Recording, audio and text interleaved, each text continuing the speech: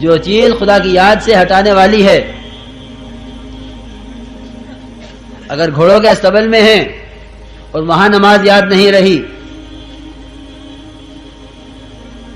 سلیمان علیہ السلام گھوڑوں کے استبل میں گھوڑوں کا معائنہ کرتے ہوئے کہ نماز یاد نہیں رہی. اور ایک صحابی جو کہ باغ میں نماز پڑھتے ہوئے ایک چڑیا میں دھیان چلا گیا, نماز سے دھیان ہٹ گیا کہ باغ کو ہٹاؤ راستے سے, باغ کو راستے سے ہٹاؤ, یہ نماز خراب کرنے والا ہے. صبح سے شام تک کتنے مسائل ایسے ہیں جو یوں کہلواتے ہیں کہ ہاں نماز ابھی پڑھ لیں گے, ابھی پڑھ لیں گے, ابھی پڑھ لیں گے. وہ ٹالتے رہتا ہے نماز کو, اس لیے کہ یقین یہ بنا ہوا ہے کہ میں جس لائن سے محنت کر رہا ہوں اس لائن سے ہر ایک اپنا اور غیر, خدا کو ماننے والا نہ ماننے والا, ایمان لانے والا نہ اور ایمان نہ لانے والا, ہر ایک کو اس لائن سے مل رہا ہے, ہر ایک کو اس لائن سے مل رہا ہے, ہر ایک کامیاب ہو رہا ہے محنت کر کے. مجھے نماز کے راستے کیسے مل جائے گا اگر محنت نہیں کروں گا؟ مجھے نماز کے راستے کیسے مل جائے گا جب ان میں سے کسی کو نہیں ملا ہے نماز کے راستے؟ ہر آدمی اپنی محنت میں قدم اٹھائے چلا جا رہا ہے اسباب کی طرف, دوڑ لگائے چلا جا رہا ہے اسباب کی طرف. عام آواز ہے دنیا دارالاسباب ہے سبب سے ہوگا, دنیا دارالاسباب ہے سبب سے ہوگا. یہ آواز نہیں ہے کہ ارے جس طرح دنیا دارالاسباب ہے اس طرح قلب بھی دارالایمان ہے. یہ قلب دارالایمان ہے, اس کی آواز نہیں ہے. دنیا دارالاسباب ہے, اسی کی آواز ہے. یہ کہیں کہ یہ دنیا دارالاسباب ہے, لیکن کب ہے؟ اس کے اسباب تیرے موافق کب ہیں؟ اور دنیا کی محنت سے اور اسباب کی محنت سے اسباب میں لگ کر خدا کی طرف سے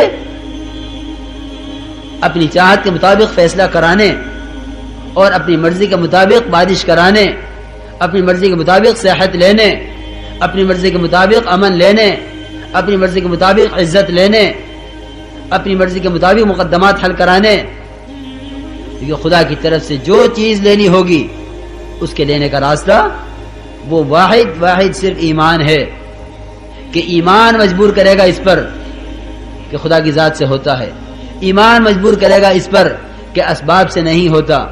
ایمان یہ بات بتلائے گا کہ ان تمام اسباب کی لائنوں میں جو کچھ ہے, خدا کی قسم بالکل جس کے پاس ایمان ہوگا اس کو ہوتا ہوا نظر بھی نہیں آئے گا.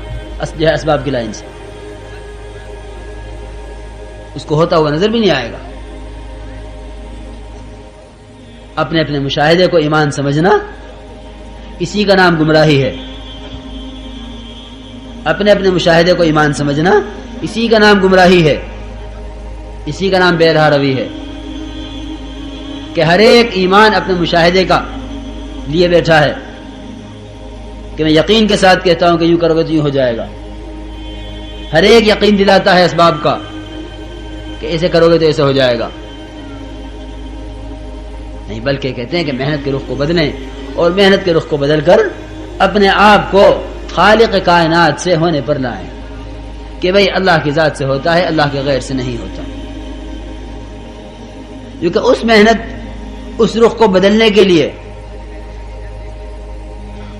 یہ دیکھنا پڑے گا کہ جن کے رخ صحیح ہوئے ہیں انہوں نے کیا کیا ہے. انی وجہت وجہی للذی فطر السماوات والارض حنیفا وما انا من المشرکین.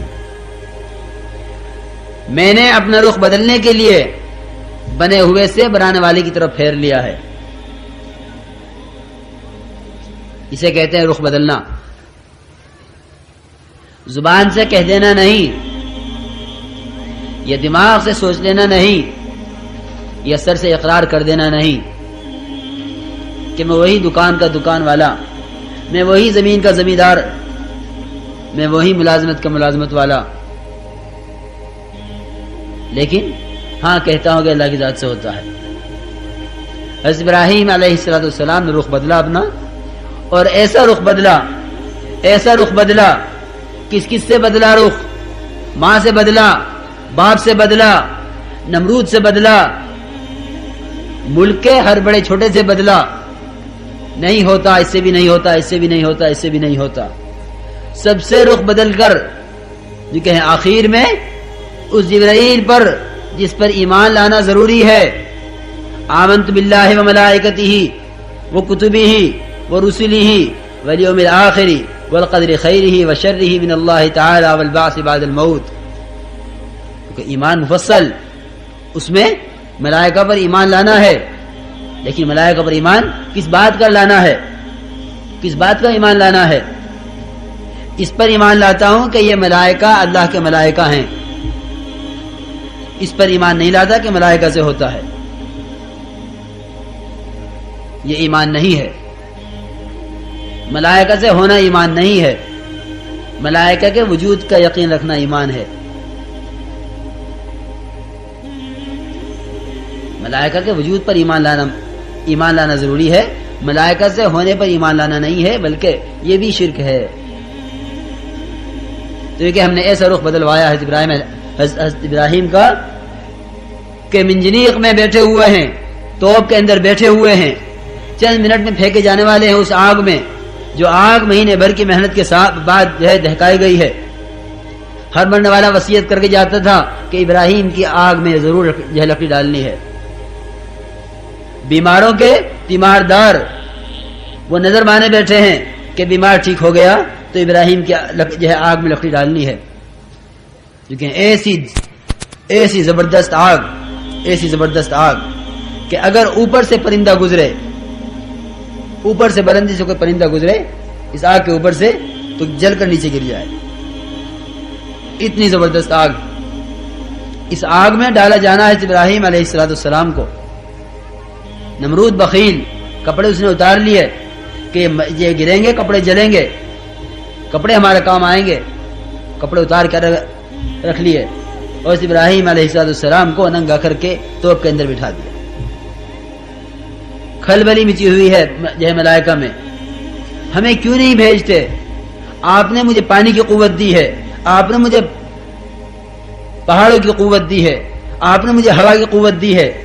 اور جبرائیل علیہ السلام کہ آپ نے مجھے ان تمام قوتوں سے نوازا ہے جو قوت آپ نے اوروں کو نہیں دی ہے. ہمیں کیوں نہیں جانے دیتے؟ ہم نے دوست اس لیے نہیں بنایا کہ ہمارے علاوہ کوئی بھی پہنچ جائے مدد کے لیے. ہم نے دوست اس لیے بنایا ہے کہ ہم سے کہے گا ہم کریں گے.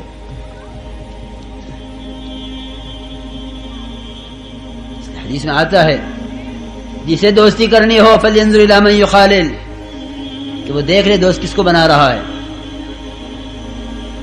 دوست کس کو بنا رہا ہے؟ دوست بنانے سے پہلے دیکھو دوست کس کو بنا رہے ہو. کیونکہ اللہ تعالیٰ نے بھی دوست بنانے سے پہلے دیکھا ہے دوست کس کو بنا رہا ہوں. رخ صحیح ہے اس کا یا غلط ہے؟